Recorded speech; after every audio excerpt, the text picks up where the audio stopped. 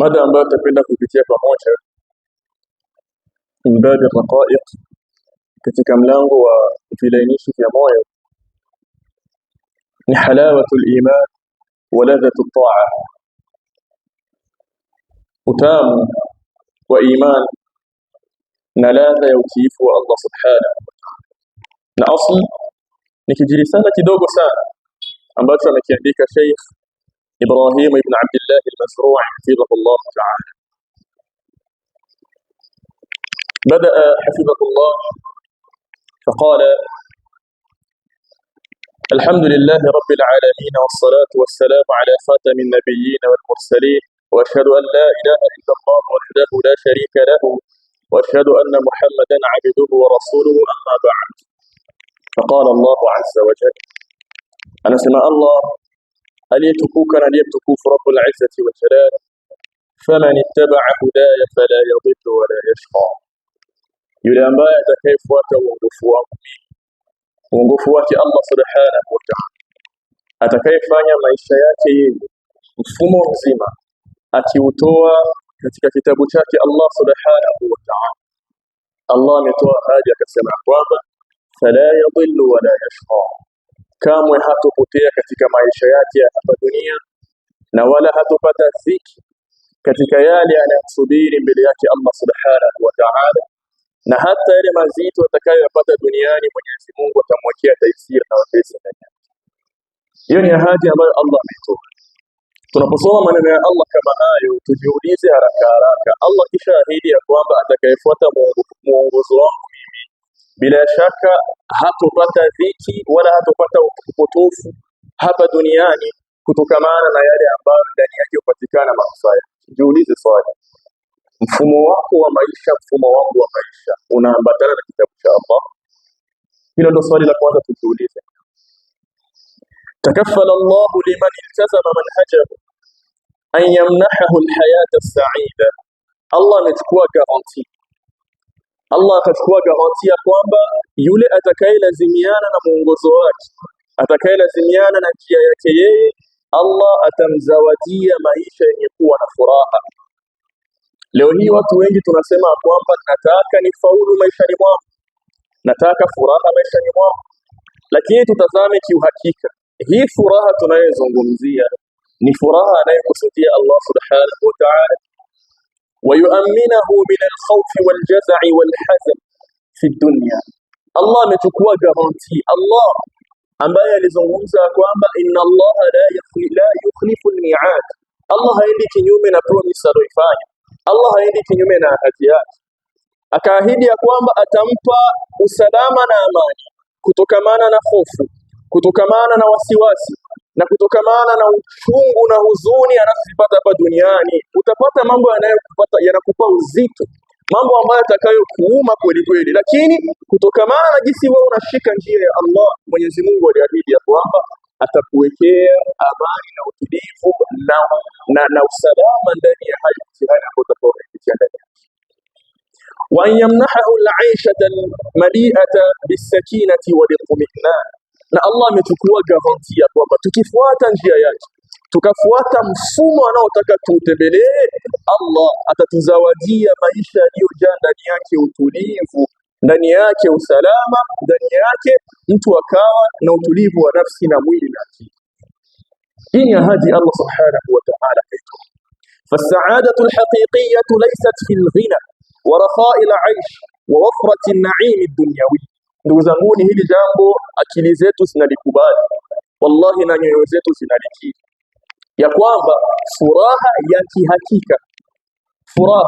ya kihakika haipatikani katika utajiri, haipatikani katika mtu akawa na uwasaa wa maisha, haipatikani katika kuwa na neema nyingi katika vile ambavyo vinavyokusanywa katika dunia. Maalasaf shadid, tunaishi ndani ya monde iko materialiste sana, monde, dunia ambayo, ulimwengu ambao unakusanya vitu zaidi ukivithamanisha kuliko utu. Ndio ulimwengu tunaishi ndani yake. Lakini tutazame wale ambao tunakimbia kuthamanisha vitu kabla ya utu, tunaipata kweli furaha maishani mwetu ambayo yenye kutupa utulivu na amani? Hili ni swali ambalo kila mtu ajiulize.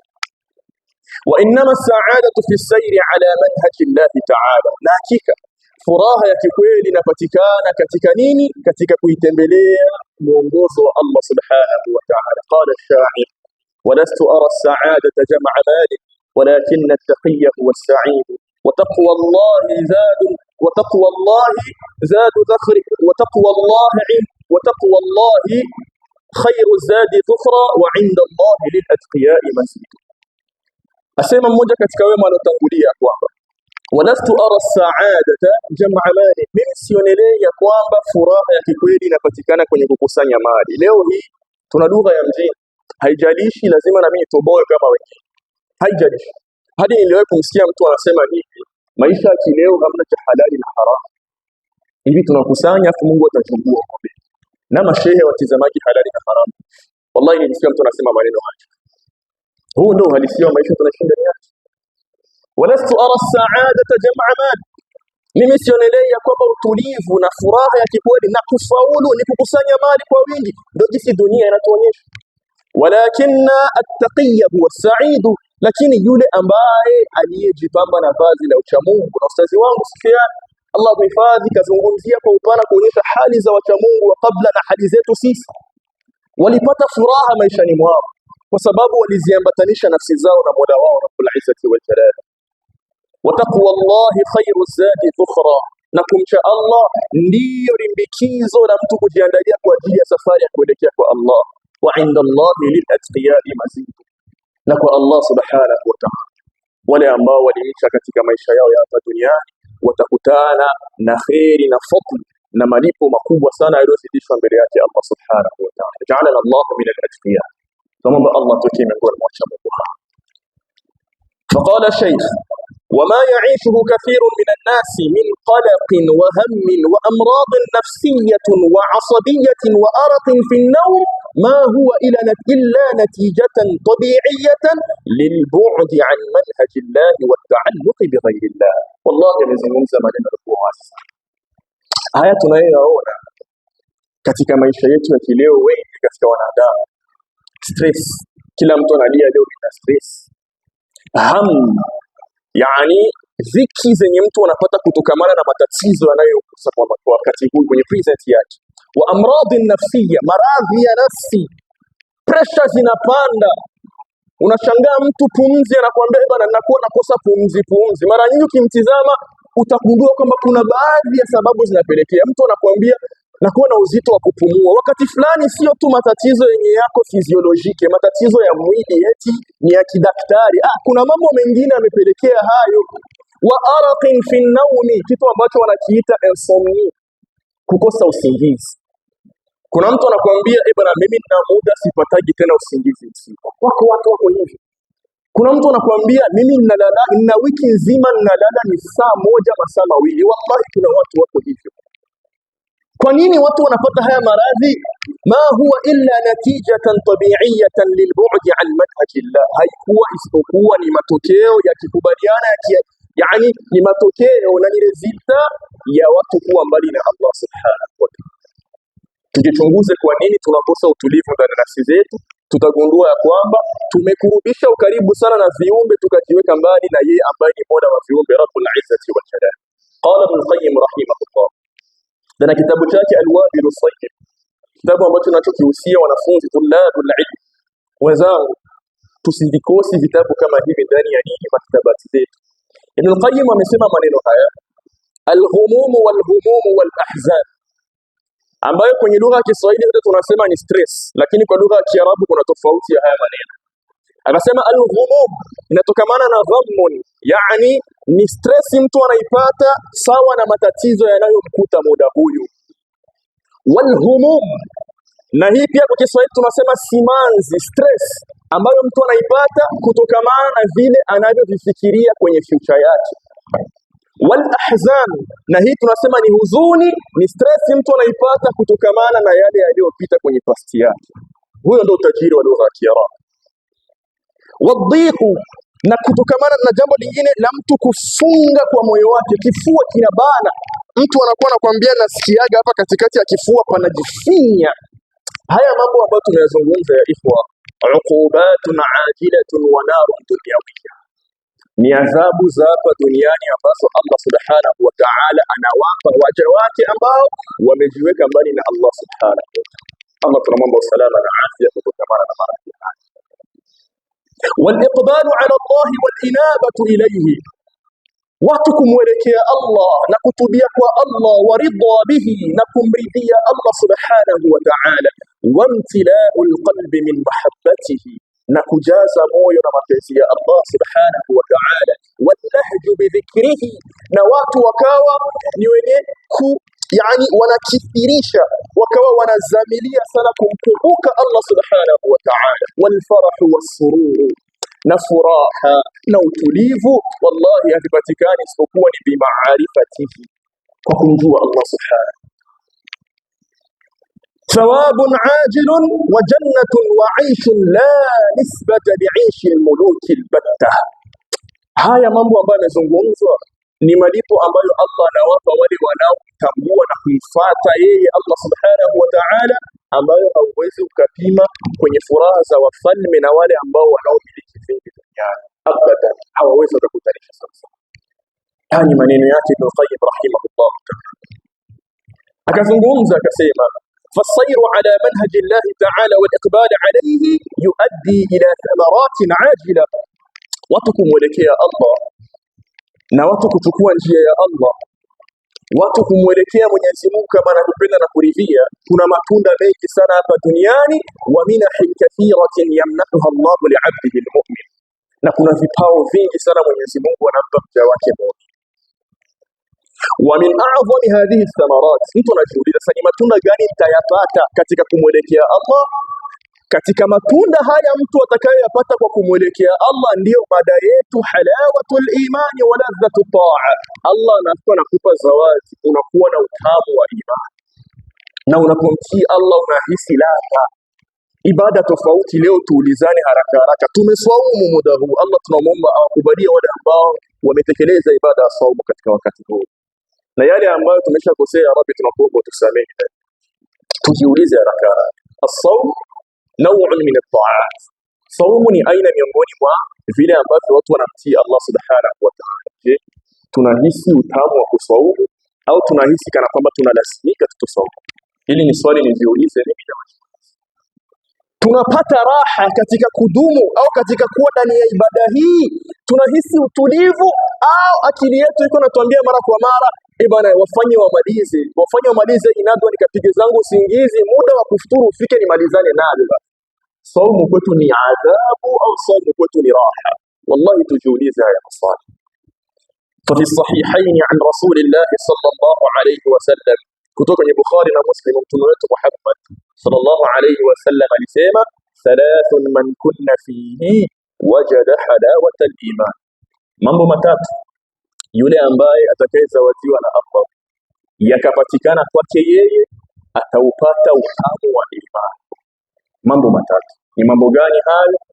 Sheikh atakuja kuyaleta huko mbele insha Allah. Idhan ikhwa, waladhatu al-ibada hiya ma yajiduhu al-muslimu min rahati an-nafs. Hii ladha ya ibada nini? Ni yale ambayo Muislamu anayapata kutokamana na raha ya nafsi. Iko na muabudu Allah, anasikia raha, anapata raha. Wa sa'adatu al-qalbi wa inshirahi as-sadr, na ni utulivu wa nini? Wa moyo, na ni kukunjulika kwa kifua. Wa sa'atu al-bali athna al-ibada, na ni akili inatulizana pale pindi uko unafanya ibada. Wa aqiba al-intihai minha, na hadi mwisho wa ibada unasikia ule utamu. Leo hii tutazamane, wallahi, ndani ya sala mtu yuko anaingia wapi? Shopping. Ndani ya sala mtu yuko anafanya shopping. Imamu yuko anasoma huku aya za moto wa jahannam, wewe uko zako unafikiria labda kwenda kwenye Star Hotel na pengineo, na imamu yuko anasoma aya za moto wa jahannam. Wakati fulani baada ya ibada tunaonana ndani ya sala hapa, assalamu alaykum wa rahmatullah, assalamu alaykum wa rahmatullah. Hii ni audience tumekuwa nayo na Rabbul Izzati wal Jalal. Pale pale unamwona Muislamu anaharakia, maal asafi shadid, na miongoni mwao maimamu, baada ya salamu unamwona anachukua simu anaingia kwenye WhatsApp. Hii musiba, hii ni tammatul kubra. Haya ni matatizo tunayaona. Bimaana hatupati huu utamu wa hii imani. Allah ametupokonya nao, na kuna sababu imepelekea mpaka Allah akatunyang'anya hii minha ambayo ni ar-rabbaniyya. Allah ametunyang'anya nayo kwa sababu ya yale ambayo tunayafanya. Wa hadhihi ladha, na hii ladha, huyu utamu wa iman, tatafawatu min shakhsin ila shakhsin hasba quwwati al-iman wa dha'fihi.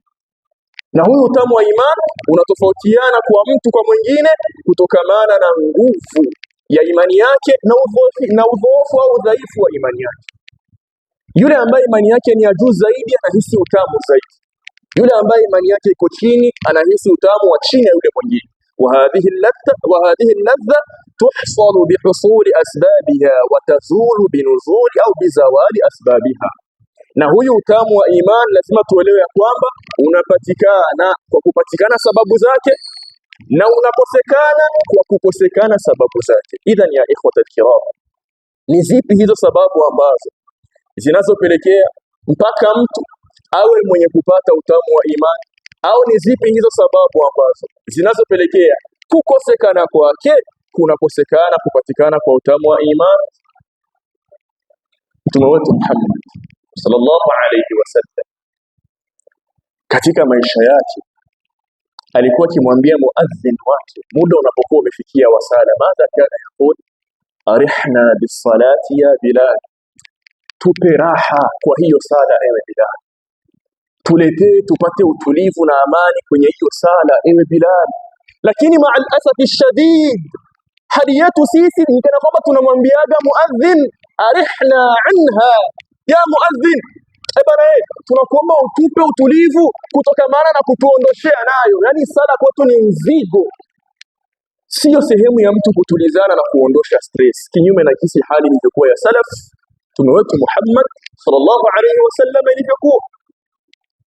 Idhan alikuwa akisema rasulul umma wa sayyidu thaqalaini wa ju'ilat qurratu aini fi madha, fi salah, na pumbao la macho yangu, raha na utulivu umejaaliwa ukaweka ndani ya nini? Ndani ya sala. Na wengi katika salafuna salih walikuwa wakizungumza maneno ya kuonyesha raha kiasi gani walikuwa kiipata katika jambo la kumwabudu Allah subhanahu wa ta'ala. Mmoja katika wao alikuwa akizungumza akisema, masakinu ahli al-ghafla, wanatia huzuni kilioje watu walioghafilika, wako kwenye dunia sana. Kharaju min ad-dunya wama dhaqu atyaba ma fiha, wametoka duniani wala hawakupata kuhisi utamu wa kinachopatikana duniani, ambao ni ladha ya imani na utamu wa kumtii Allah subhanahu wa ta'ala. Waqala al-akhar, na mwingine alikuwa akisema, law alima al-muluk wa abna'u al-muluk bima nahnu fihi lajaraduna alayhi bis-suyuf, lau kwamba wangelitambua wafalme ambao wamekusanya na kukusanya na kukusanya na watoto zao hao wafalme, lau kwamba wangelitambua hawa ambao wanasubiri warithi vile ambavyo wafalme baba zao wamekusanya, yale tunayoyapata katika nafsi zetu kwa utulivu kwenye kukaa kwenye majalisu dhikri kama hizi, la jaraduna alayhi bisuyuf, ili wavipate, kama ingebidi kutupiga mipanga wangetukata vichwa sote. Na hii ni ahadi ya Allah subhanahu wa ta'ala, ala bi dhikrillah tatma'innul qulub, si vinginevyo isipokuwa kwa kutakumkumbuka Allah subhanahu wa ta'ala nafsi zinapata utulivu na amani. Allah tunaomba ajalie tupe utulivu katika kumkumbuka kwenye kila hali. Idhan ya ikhwan, fama hiya asbab tahsil hadhihi al-ladhati wa hadhihi al-halawa, ni zipi sababu ambazo zitampelekea mtu kupata huyu utamu wa imani na zitakazompelekea mtu kuhisi hii ladha na raha ya kumtii Allah subhanahu wa ta'ala? As-sababu al-awwal والثاني, sababu ya kwanza na ya pili zimekusanywa sehemu moja. Wama huwa, ni sababu gani? Mahabbatullah ta'ala wa mahabbatu rasulih sallallahu alayhi wa sallam biadai haqqi Allah wa haqqi rasulih. Sababu ya kwanza na ya pili vitakavyotupelekea sisi tuweze kupata utamu wa imani na tuhisi ladha kweli kweli ni kumpenda Allah subhanahu wa ta'ala na kumpenda mtume wake Muhammad sallallahu alayhi wasallam. Kaifa, vipi? Kwa kutekeleza haki za Allah na haki za mtume wake Muhammad sallallahu alayhi wasallam. Hiyo ndio sababu ya kwanza kubwa itakayotupelekea tuhisi utamu wa iman na kuhisi ladha ya kumtii Allah subhanahu wa ta'ala. tumpende Allah na tumpende mtume wake kwa kutekeleza haki zao. Hiyo ndo sababu ya kwanza.